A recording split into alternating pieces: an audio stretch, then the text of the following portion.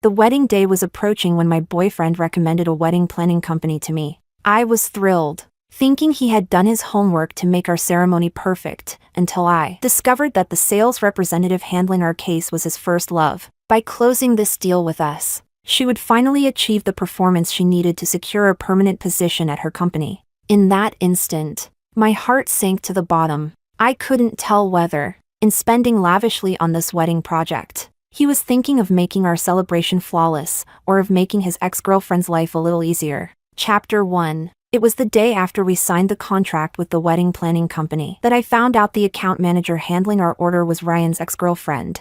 I hadn't even had time to hide my lovey-dovey post behind the 3-day visible setting on WeChat Moments. Wedding prep has begun. My husband in daily life, rational spending. My husband at the wedding company, my wife deserves only the most expensive. Ugh. I really am the fool of love.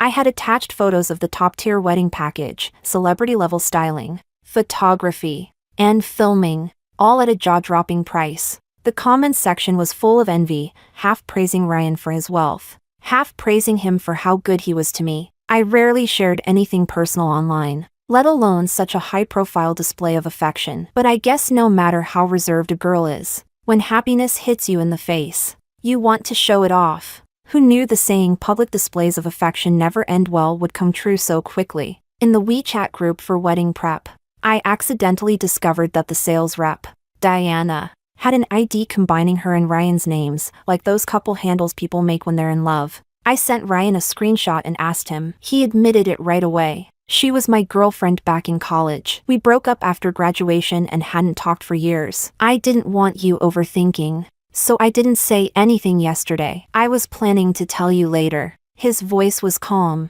natural. I pressed. Was there no other wedding company in the entire city? Why did you have to pick the one where your ex works? I couldn't stop thinking about the girl who had received us yesterday. Head down, speaking softly, barely selling at all, just flatly describing the packages, hardly even looking up. At the time, I thought, with a personality this dull, she'd starve in my line of work. Signing a big order like ours must have been sheer luck. But it wasn't luck. Ryan had handed her the contract with his own 2 hands. All my joy and excitement suddenly felt ridiculous. Ryan explained, almost casually, at a class reunion, someone mentioned Diana was back from abroad. She's been struggling, and after 6 months at this job, she still hadn't closed a single deal. Without one, she couldn't go permanent. Our old classmates were all wondering how to help. You can't just hand her money. But since she's doing wedding planning, they thought, why not give her business? Trouble is, no one's getting married right now. I just happen to be. So why not? This company is good enough anyway. It's work. Who cares who does it? His tone was so light, as if I were the one being unreasonable. She only took the job because she had no other choice. Luna, we're the clients here. Don't overthink it. Just take it as helping an old classmate, okay? I felt absurd, speechless. Chapter 2. I didn't know what Diana felt. Working on her ex-boyfriend's wedding, she behaved perfectly normal in the group chat, sending information, confirming details with me, never stepping beyond work topics. She even changed her WeChat ID, erasing the old couple-style handle. Everything about her was so professional, so bland, as if I were just another ordinary client. Ryan, for his part, was careful to avoid suspicion. He never posted in the prep group again and didn't come with me to the company to discuss wedding decor. So I went alone. Diana in person was the same, calm, distant, professional, until the moment we had to decide the main flower for the ceremony. Champagne roses. I said. Ryan often buys them for me. He says their meaning is, I only have eyes for you. Champagne roses? For the first time, Diana's flat tone wavered. She gave a faint, ambiguous smile. They are beautiful. I didn't think much of it at the time. Not until later, when I saw her WeChat post. After all these years, I still love only champagne roses. A sharp pain struck my chest. So that flicker in her eyes had been pride, at knowing her personal favorite had been carried forward by Ryan, repeated habitually, now given to me. I didn't confront him. Instinct told me that if I asked, I'd lose. All I knew was, I could no longer bear to see a single champagne rose at my wedding. Chapter 3. By the time I rejected Diana's wedding plan for the third time, Ryan finally took the time to join me at the wedding company to hear the proposal. Diana looked sick, pale, coughing, her words stumbling as she tried to present. She worked hard to convince me it was good, but I shook my head. It still feels like a cookie-cutter template, I said, like it could be anyone's wedding, not ours. She took a deep breath, as if suppressing her anger, shot Ryan a long look, and muttered stiffly, "Excuse me, I need the restroom." Ryan instantly tensed, eyes glued to her back, body leaning forward as if he might chase after her. In the end, he stayed seated, squeezing my hand instead. "Baby, aren't you being too picky? I thought the design looked fine." I squeezed back, meeting his eyes. "Ryan, this plan is barely worth 1/10 of its price tag. I've already lowered my expectations." "But wrong is wrong." Ryan hesitated, voice heavy with reluctance. "She's working while sick. Maybe we should just tweak it a little and settle? The wedding's getting close. If we don't finalize this now, it'll cause delays." Normally, I would have switched companies long ago. Working with someone who doesn't get me is a waste of time. So I probed carefully. "Can we split off the decor and outsource to another company?" Ryan frowned. "Of course not. That would be slapping her in the face." He added irritably, "Luna, this is what I don't like about you. You're too strict. She'll never meet your standards. Why hold her to them? We're just helping someone. Why force her to burn herself out?" My chest flared with anger. "And what about me? During project crunches, do you think I sleep more than 4 hours a night? Who isn't burning themselves out? Why is no one worried about me?" I felt both ridiculous and wronged. Who is born strong? We all survive by pushing through. Why didn't he spare me even half that sympathy? Ryan quickly softened. "Sorry, Luna. I didn't mean it like that." I forced down the sting in my nose, keeping my voice steady. "Ryan, this is our once-in-a-lifetime wedding. Your charity toward your ex has already tainted it. I will not allow any further imperfection." Chapter 4. I calmed myself alone in the meeting room, then decided, if there's no avoiding this, let's face it head on. As I walked out, I heard voices echoing from the stairwell. "I could make 10 more plans and she'd still reject them, don't you see? Your fiancé is deliberately torturing me." Diana's voice was hoarse with tears. "I have to listen to your love story, study every detail of your romance, design some princess fantasy for her. Do you know how cruel that is to me? Ryan, you're too much. You're really too much." I was furious. Her plans weren't rejected out of malice, but she painted me as the villain anyway. I was about to step in when Ryan's voice stopped me. "Luna isn't targeting you. She's always demanding, especially about the wedding. She could have refused outright. This is my fault." The heaviness in his tone pierced me. He did understand my grievances, but he was torn between us. I couldn't bear to make him suffer more. Back at Diana's desk, I opened her plan again, trying to find at least one redeeming detail. Accidentally, I clicked another file. This one stunned me. Blue-toned lighting, echoing the vibe of a bar Ryan often visited. A floral arch of champagne roses. Not my taste, but undeniably personal. Far better than any template. And then I saw the welcome sign. Groom, Ryan. Bride, Diana. So she could design something good, just not for me. Her dream wedding wasn't mine. It was hers. With him. Chapter 5. "Don't look at that." Diana appeared in the doorway, tears streaking her face, fury in her eyes. Ryan froze, staring at the screen as if struck. His eyes reddened, lips trembling. Before I could react, Diana shoved me aside. My heel twisted, nearly sending me sprawling. I grabbed a chair to steady myself. She slammed the laptop shut, glaring at me. "You want to steal even this from me?" Then she shot Ryan a sorrowful look and fled with the laptop in her arms, sobbing. "Diana!" Ryan shouted, jolted awake, and chased her without hesitation. Watching his back disappear, the sharp pain in my ankle surged. I collapsed to my knees on the cold floor, staring at the blank projection screen. What was I even doing here? Ryan's phone, left on the table, buzzed. The caller ID read Sebastian, his closest friend. I picked up.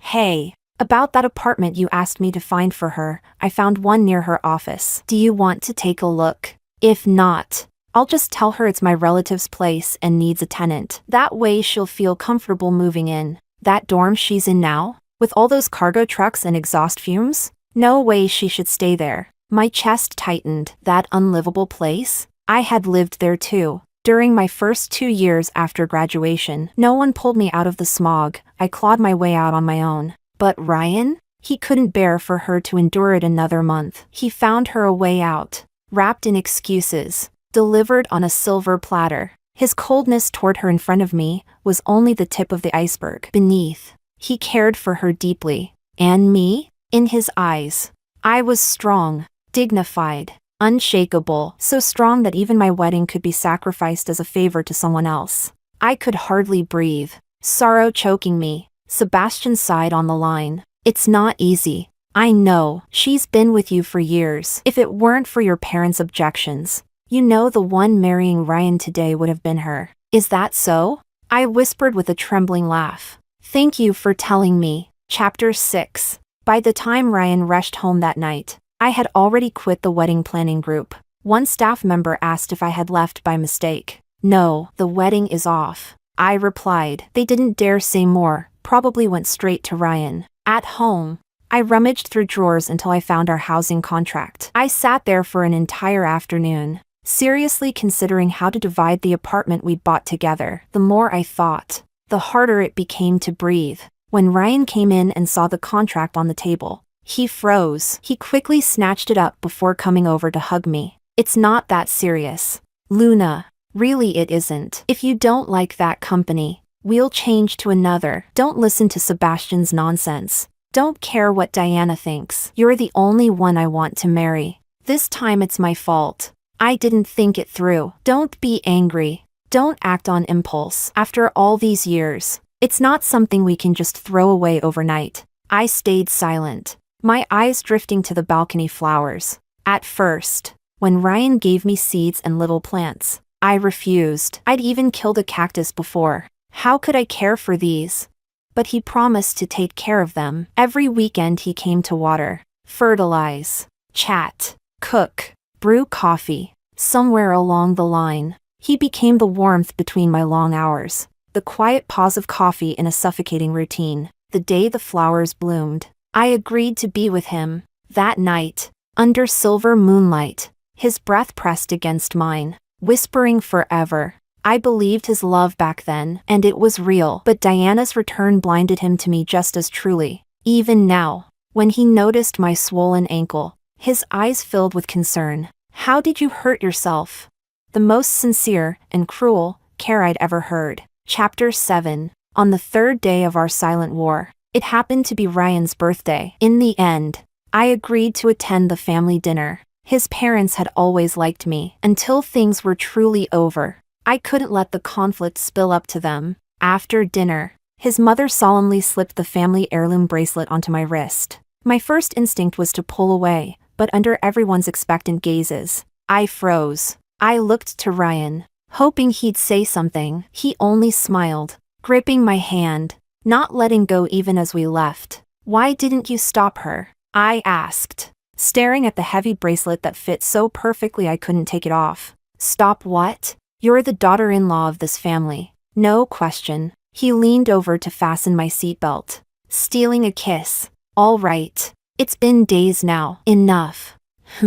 Today's my birthday. Don't fight me anymore. I stayed quiet. He slumped over me, half teasing, half pleading. My only birthday wish this year is to marry you. I closed my eyes, stroking the ornate bracelet, surrendering for one fleeting moment, to let myself go, not dig deeper. Later, at his friend's party in a villa, we had barely drunk one round before Diana appeared, smiling brightly. Happy birthday, Ryan. Ryan glanced at me awkwardly, seeing I gave no sign. He nodded. Sit wherever.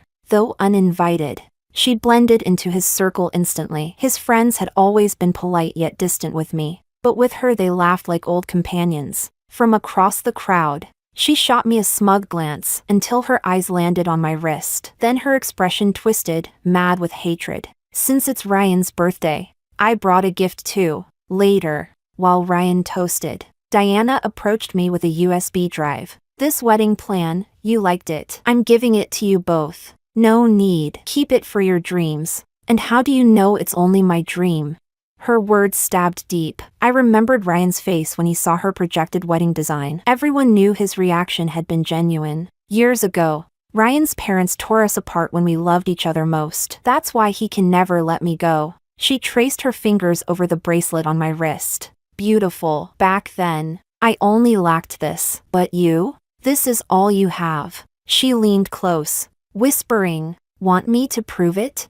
Before I could react, she yanked hard. In her shrill scream, my body lost balance and we both fell into the pool. Normally, I could swim a few meters, but caught off guard. With my injured ankle, I swallowed water in a panic. Through blurry water, I saw Ryan dive straight for Diana. My heart sank as deep as my body. Just as darkness closed in, an arm pulled me up, dragged me ashore. It was Sebastian. He had hovered all night, clearly wanting to apologize, though I hadn't given him the chance. But really, what was there to apologize for? He and Ryan had jumped at the same time, yet he went straight for me because he knew Ryan would always choose Diana. Someone had to save me. Sure enough, Ryan bent over Diana, ready to give her CPR. Never once glancing at me, Sebastian climbed out, threw me a towel, then kicked Ryan. Enough. 2 minutes underwater won't kill anyone. For the first time, Ryan's friends treated me with genuine care. They draped clothes over me, helped me up, not for me, but maybe because they pitied the fiancé left to drown. When Diana finally opened her eyes, Ryan came back to himself. "I'm sorry. I thought you could swim." I thought, but his excuse died. My wrist bled beneath the heirloom bracelet. I tore it off and set it aside. You'd better wish for something else this year. Chapter 8. Then I shoved Ryan away, stormed up to Diana, grabbed her by the hair, and slammed her straight into the pool. A huge splash erupting in the water. The crowd gasped in shock. Everyone hurried closer, some reaching out to pull her up. Ryan, however, just stood there stunned, still clutching that bracelet, unable to react. I barked sharply. No one is allowed to save her. She dragged me into the pool once. I'm only returning the favor. Diana, if you're so desperate to die, then just drown already. For a moment, the crowd glanced at Ryan, then back at me, and unbelievably, no one dared to move. Diana choked on several mouthfuls of water, and when she realized that no one was going to help her, she had no choice but to flail and swim to the edge herself. Ryan stared blankly. "Since when do you know how to swim?" By then, I was far too disgusted to stay another second. I walked out of the villa and flagged down a cab on the street. The driver asked me where I was headed. I sat in silence for a long time, unable to think of a destination. 7 years ago, fresh out of college, when I first arrived in the city with no family or friends, I had stood at a busy intersection, staring at the endless flow of traffic, not knowing where to go. For years, I stumbled forward alone, biting down hard and carrying the weight myself. By the time I finally earned a decent place in life, I met Ryan. He was a local with a privileged background, radiating an ease and confidence I had never known. Just a small share of that from him felt like oxygen to me, like a deep breath after nearly drowning. I was grateful beyond measure, and foolishly, I clung to that yearning for forever. Out of pride, I insisted on matching his down payment for the apartment, even though it nearly drained all my savings. That insistence earned the elders' respect. When we signed the housing contract together amidst everyone's blessings, I truly believed I had finally found a home in the city. But in the end, I still have nowhere to return. Just drive. I told the cabbie, maybe once we're on the road, I'll know where to go. Chapter 9. My sudden visit startled my best friend so much that she shrieked. "What are you doing here?" She spread her arms nervously, trying to block the wide stretch of fabric behind her. Don't look. Don't look. Ugh. The surprise is ruined." But when I looked past her, I saw it clearly, a wedding quilt, stitched needle by needle, magnificent and lifelike, nearly finished except for the corners. "This is," my throat tightened. Suddenly, I couldn't bring myself to ask, "Well, since you've already seen it, So be it. Anyway, it's yours. My best friend's fingertips gently traced the embroidered phoenix feathers, her expression brimming with pride. I started half a year ago. My fingers are practically pierced through by now. Do you like it? Back in our hometown, when a girl gets married, her family always prepares a quilt like this for her. My heart twisted in agony. The emotion rose like deep water, drowning me, suffocating. Yet no sound escaped my lips. The shame of being abandoned in front of everyone could not compare to the blunt pain of guilt I felt in this moment. I should never have tried to justify a love that was already flawed. Never should have deceived myself beneath the weight of everyone's eager expectations. It's one thing to ruin myself, but how could I betray the sincerity of those who only wanted me to be happy? This heavy, genuine love, was it meant for me to settle for something merely suitable? Something that only looked appropriate?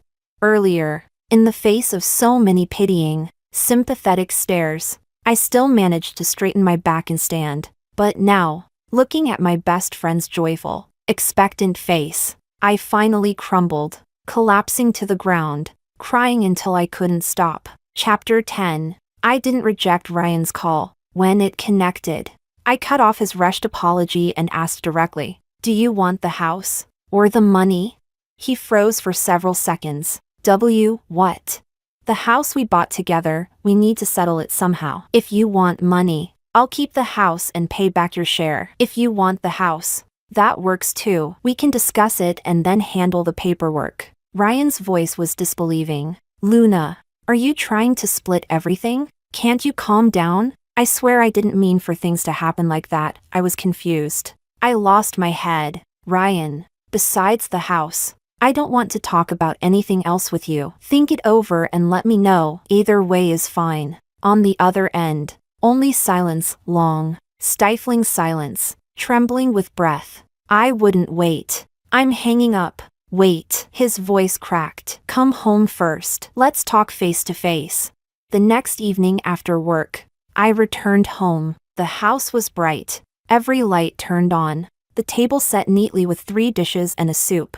The air warm with fragrance, like every ordinary weekend night we once shared. Ryan walked out from the kitchen as if nothing had happened. You're back. Sit down. Let's eat. I faltered a little, but sat anyway. Maybe, just a farewell dinner. He ladled soup into my bowl and nodded toward the entryway. There's a package at the door. I brought it in for you. I glanced at the box without much thought. Thanks. The meal was quiet, too quiet. Only when the last dish was gone did he finally set his chopsticks down. Luna, isn't this enough? I want to live with you. I want to cook for you all my life. He struggled to explain. What I feel for Diana, it's just leftover restlessness from when we were young. I never wanted to be with her. I only hoped she'd live safely, even if far from me. Is that really so wrong? Why must you cling to this? Ryan, adults judge actions, not intentions. And your actions toward her, I've seen them all. No, it's not love. It's just, he groped for words. A habit. Yes, a habit. I can change. I can change. Fine. Let's say you don't love her, but she loves you. Can't you see that? I paused. Then the truth struck me. No, you do see it. You're deliberately letting her love you. You can't bear the thought of her not loving you. Ryan fell silent. His face drained of color. Men are too greedy. They want steady comfort, but also the fire of passion. And me? I wanted to be both his steady flow of years and his unforgettable flame. Why should the world's expectations of love be so low? Why can't the scarlet mark in the white moonlight be one and the same?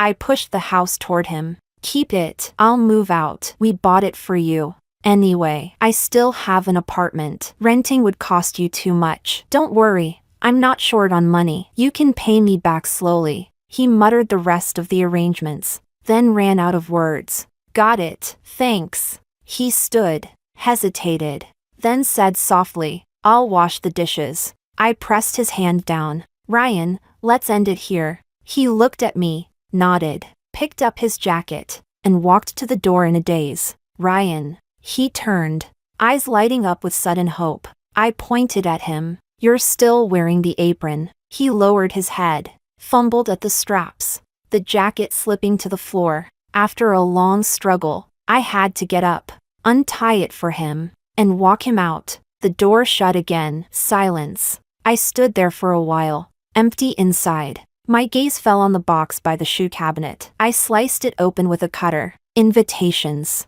Red envelopes. Wedding stickers spilled everywhere across the cold tile floor. Under the bright light, the red glare was blinding. I stared for a long time, but had no strength to clean it up. Staggering to my feet, I went to the bedroom. Chapter 11. Afterward, I tried to raise funds everywhere, wanting to end all financial ties with Ryan as soon as possible. But Diana showed up first. She looked shocked to see me, her eyes sweeping over my pajamas, her voice full of resentment. I knew it. You're still here. Where's Ryan? How would I know? I asked, baffled. Diana didn't listen. She shoved me aside and barged into the apartment, checking each room one by one. Ryan? Come out. I know you're here. How long are you going to hide from me? He's not here. Watching her frenzy, I reminded her calmly. We've already broken up. Impossible. I clearly saw his car drive in. When she couldn't find him, she turned on me like a blade. So you do know you're broken up, then how dare you live in his house? Who are you trying to fool? Clinging to him like this? Miss, this is my house. I enunciated each word so she would understand. I bought it. Diana sneered, skeptical. You, able to buy a place like this? No way. This is Ryan's house. Want me to show you the deed? My patience snapped. If you don't leave, I'll call security. The property staff came quickly, but Diana twisted the situation, shouting, I came to my boyfriend's place. How can you make me leave? Isn't Ryan one of your owners here? The staff glanced at me awkwardly. Strictly speaking, I hadn't finished the transfer process with Ryan yet. Technically, half of this house was still his. Miss Luna and Mr. Ryan are both our property owners. The staff explained. Saying you know him isn't proof. Make a call. Diana glared, then pulled out her phone to call Ryan, dialing over and over. But he never answered. I tried with my own phone. After one ring, the call connected. Luna, what's wrong? Hearing Ryan's voice through my phone, Diana's face drained of all color. Chapter 12. Ryan arrived faster than I expected. He directly told the guards to throw Diana out, then even added, keep an eye out. Don't let her in to bother my girlfriend again. Diana's eyes widened, full of disbelief, glaring at him until the door shut in her face. Sorry, Ryan sighed, helpless. I didn't expect her to be this crazy now. I told her clearly I wouldn't be with her, but I was curious about something else. Why did she come here to look for you?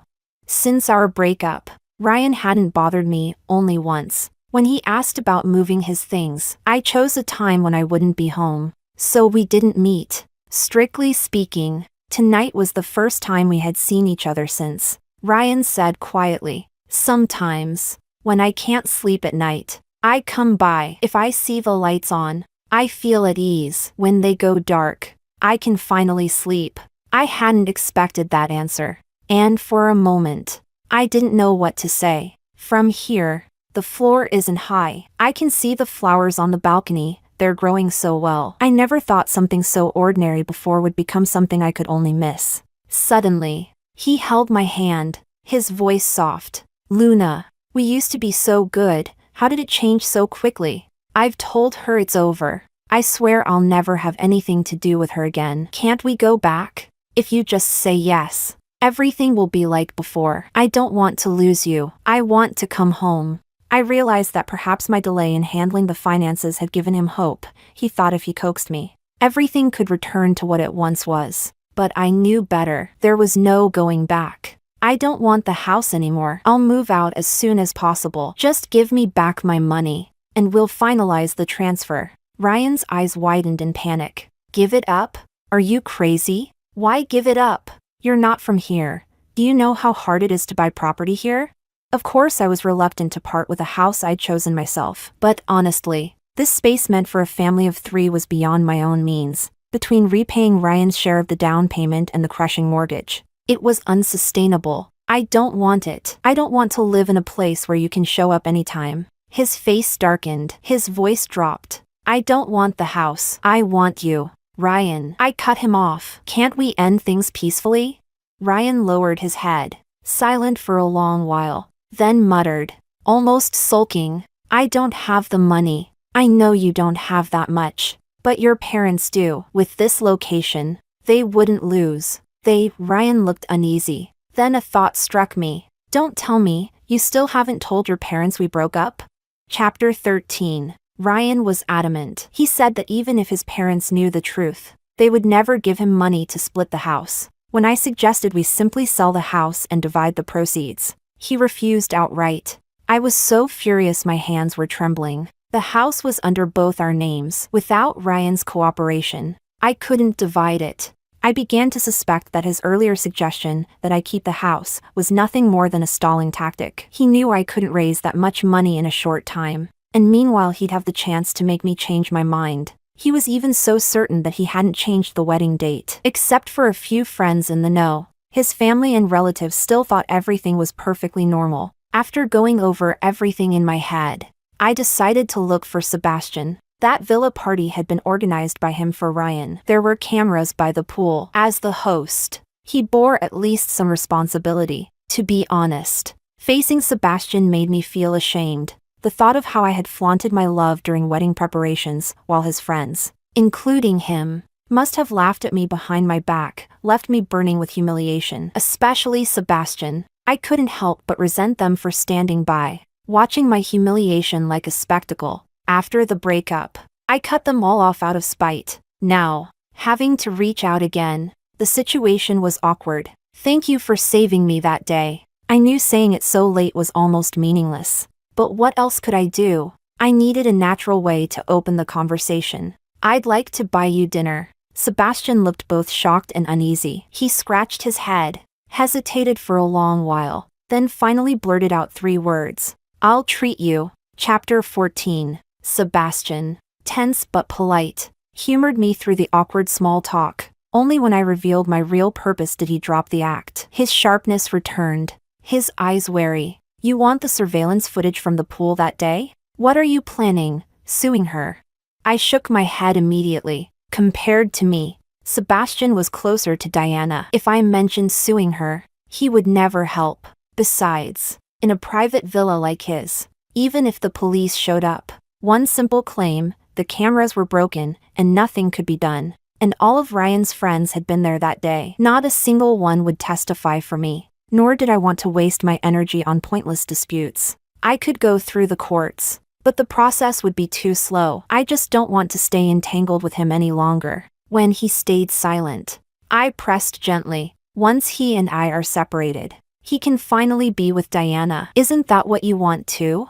Sebastian's expression faltered, a flicker of embarrassment crossing his face. That's not what I meant. I'm sorry. I was just spouting nonsense that day. Don't take it to heart. Then give me the footage, please? I interrupted. I promise I won't hurt anyone. He studied me for a long moment before murmuring. And what about you? What? I didn't understand. Nothing. His eyes flickered away as he took a sip of water. If you've really thought this through, I'll help you. The next day, Sebastian handed me a USB drive with the footage. He must have watched it too. His expression was apologetic. Diana was gone for years. I never imagined she'd be so extreme now. He paused, then added, Ryan probably didn't expect it either. I didn't know if he was trying to reason with me or comfort me. I didn't care. I only reminded him. I hope this doesn't ruin your friendship with Ryan. Sebastian smiled faintly. Luna, being too upright in this world only gets you hurt. Don't worry about me. It's a debt I owe you. After today, you probably won't want to see me again anyway. His gaze carried a fleeting sadness before he smiled once more. I wish you happiness. Thank you. I couldn't help but wonder, since when were Sebastian and I on terms where we exchanged that kind of blessing? Chapter 15. After watching the video, Ryan's face turned pale. His fists clenched tightly as he shouted at Diana. You really did this on purpose? What the hell are you doing? Diana flinched in fear but stubbornly replied. I just wanted you to see your own heart clearly. He turned his head away in despair, slammed the table hard, and roared, Get out! Diana's tears spilled immediately. She bit her trembling lips, cast me a hateful glance, and ran out. I'm sorry, Luna, I really didn't know she would go that far. I didn't come to clear up the truth. I cut off Ryan's apology. I just want the most effective way to end everything. Ryan stared at me in shock. What do you mean? If this video is released, Diana, who works in the wedding industry, will be seen as deliberately sabotaging a client's relationship. Forget her current job. She'll never work in that field again. And for your family, their reputation is worth far more than just a house. If I show this to your parents, they'll understand me and prefer to settle. My demands are simple. I only want back what belongs to me. Ryan shot to his feet, looking at me as if I had stabbed him in the back. You're threatening me? You want to leave me so badly that you're willing to threaten me? I'm just showing you that I'm serious. I paused, lowered my voice. Serious about leaving you. Ryan slumped back down, covered his eyes, and stayed motionless for a long time. Chapter 16. Everything afterward went surprisingly smoothly. Soon I received the money for Ryan's share of the house. He even included the appreciation margin, giving me quite generously. When we went together to complete the transfer paperwork, I noticed injuries on Ryan's face and couldn't help asking, "Did your father hit you?" Ryan shook his head with a stony expression, clearly unwilling to explain. At the very end, as he held the pen above the final signature line, he hesitated for a long time. What is it? Nothing. He forced a bitter smile and slowly wrote the date. Today was supposed to be our wedding day. Chapter 17. I've heard so many stories of people fighting tooth and nail just to have their name added to a property deed. Who would have thought that erasing my own name from one could feel just as bone-deep painful? Hoping to spend a lifetime with someone is beautiful, but if he's not the right person, why risk it? After settling everything with Ryan, I bought a smaller place. The down payment was manageable, the mortgage harmless, and most importantly, it was in my name alone. I finally no longer had to rely on anyone. On moving day, friends and colleagues helped me with a warm housewarming that lasted the whole night. Later, when my best friend stayed over, I couldn't sleep. I sat by the window, gazing at the moon, and suddenly remembered Sebastian's awkward words, "I wish you happiness." Unconsciously, I smiled. This, right now, is happiness. Chapter 18. Sebastian. When Sebastian handed Luna the video, he already knew he was in for a beating. He didn't fight back for the first 2 punches. By the third, he instinctively blocked, which only made Ryan keep swinging. Finally his temper flared too, and what began as a beating turned into a full brawl. They both ended up sprawled on the ground. Exhausted, Ryan shouted hoarsely, "Why the hell are you interfering? What's between her and me is none of your business." Sebastian roared back louder. "She came to me because you left her no choice. If you don't love her, why don't you let her go?" "Who said I don't love her?" Ryan rolled over, straddled him, and swung again, though his punches had lost their force. His words were still defiant. "It's your damn nonsense that filled her head, made her overthink, and drove us to break up." Sebastian had no energy left and no heart to strike back. He knew he bore some responsibility. At last Ryan collapsed against him, sobbing, "You bastard, you ruined my whole life." Sebastian felt wrongly accused but, seeing Ryan's genuine despair, didn't argue. It wasn't until a passerby spotted them, eyes wide in alarm, secretly lifting a phone to record, that Sebastian hastily shoved Ryan off and turned his own body to block him from view. He didn't want Ryan's humiliation splashed online. Ryan later declared their friendship over, but only a few days after. The money he paid Luna actually came through Sebastian. Ryan had guessed right, his parents wouldn't spend a single cent to fund his breakup.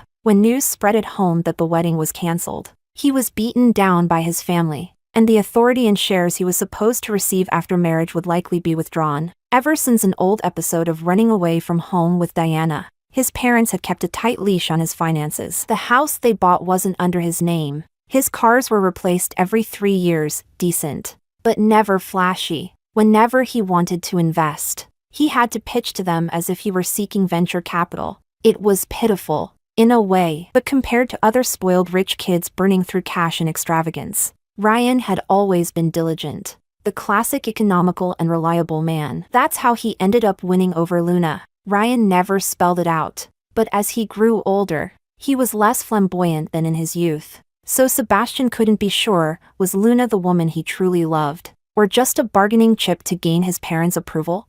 Probably love. After all, his parents had introduced countless heiresses, but Ryan hadn't liked any. Luna must have been the rare overlap between his and his parents' tastes in nearly 30 years. That was precious. A muddled marriage would have suited everyone, until Diana came back. That old, long silent WeChat suddenly lit up with a post, back in the country. At the reunion, when Ryan heard her name, he froze for a long time. He lost every round of cards that night. Luna thought he was upset about losing, soft-voiced as she comforted him, even helping him play his hand. Ryan let her take his seat at the table, while he slipped off to the balcony to make a phone call, couldn't even wait to teach her the rules. That call lasted a long time. Cigarettes were lit one after another. Luna assumed it was work. Sebastian knew the truth. The voice on the other end was Diana, watching Luna, clueless yet earnestly trying to cover for him among his rowdy friends. A strange thought crossed Sebastian's mind. If it were me, I'd never treat her this way. Perhaps out of sympathy, he subtly fed her cards that night, quietly coaxing her along the whole evening. Chapter 19. The amount Ryan prepared for Luna was calculated to perfection, enough to look like compensation, but not so much as to be excessive. A little more, and Luna might have insisted on returning the surplus. That kind of generosity was something Ryan had to fake, even without money. So Sebastian hurriedly sold a bunch of stocks to patch up Ryan's shortfall. Most people say it's better to break 10 temples than to break up one marriage, but Sebastian was like a stirring stick, poking his way inside and out of someone else's breakup. When Ryan took the bank card, he looked at Sebastian with a strange, meaningful expression and muttered, "Sometimes I wonder if you're doing this on purpose. Damn it, don't even think about paying me back." Sebastian laughed and cursed to cover it up, but only he knew how guilty he felt inside. He had always thought his occasional attention to Luna was just sympathy, perhaps tinged with guilt for being Ryan's accomplice, until the day she fell into the pool, when her whole body sank. The panic inside him shocked even himself. That day she was drenched, her face streaked with water and tears, her gaze toward Ryan utterly shattered, and within him, thin strands of pain quietly unraveled. When he saw her stubbornly trying to rip off that bracelet, even tearing into her own flesh, he nearly spent all his strength to keep himself from rushing forward to stop her self-destructive act, to take her away. But since Ryan didn't move, he had no right to move either. That restraint, all along, was the ultimate proof of his loyalty to 20 years of friendship. After Luna left, Ryan at first pretended to be tough, saying it was nothing, just a quarrel, that he could coax her back. But Sebastian knew it wasn't that simple, because even he had been blocked. When Luna later came to him, he knew it wasn't for nothing, but he couldn't bear to expose her purpose. After all, what other chance would he ever have for her to come to him first? To ask him out to dinner? As if she already knew that in his position he wouldn't help her without reason. She stressed over and over that she wouldn't hurt Diana or Ryan. What he really wanted to say was, "It's okay if you hurt them a little. They already owe you." Ryan would probably even prefer to be hurt by her, rather than see her so desperate to leave, because hurt still means ties exist. But when you insist on being two separate strangers, there is never any way back. Chapter 20. Diana made another scene. This time she went live on her social media, cutting her wrists one line after another, forcing Ryan to show up. Nearly breaking down, Ryan rushed to save her, brought her to the hospital, and when he came out, he made a statement: "Don't ever tell me anything about Diana again, even if she dies. Don't come to me." Again and again she pushed herself to the edge, trying to test Ryan's feelings, forgetting that human nature cannot endure endless trials. The wolf had come too many times. Ryan no longer believed. One day, Diana called Sebastian, her voice choked with sorrow and despair. "So, does this mean he doesn't love me anymore?"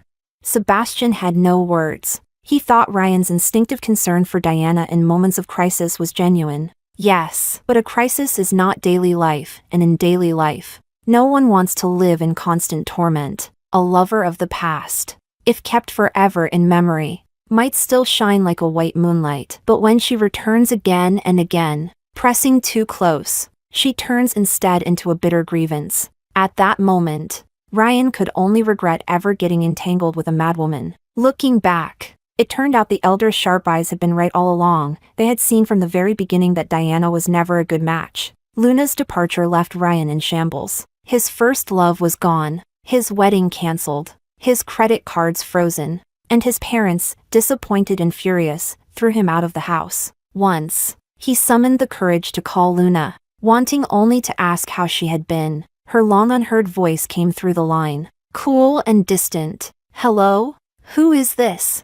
Ryan froze. His throat tightened. He could not utter another word. From then on, he sank into despair. Sebastian kept urging him to go back to work, mainly so he could pay back the debt sooner. One night, Ryan asked Sebastian to join him for drinks. Following the address, Sebastian arrived only to realize it was the apartment Ryan and Luna once shared. For Ryan, this home had become a prison of memories, a place he refused to leave. But for Sebastian, it was the first time he'd stepped into Luna's little world. Every detail, every corner was fresh and vivid. The color of the curtains, the cushions on the sofa, each stroke of paint, they were the fragments of her ideal life. Looking around, he felt a pang of regret. If it had been him, he would have guarded all this carefully, never letting the world she created fall into ruin, never dimming her light. Yet here it was, clouded by Ryan's drunken haze. Unable to bear it,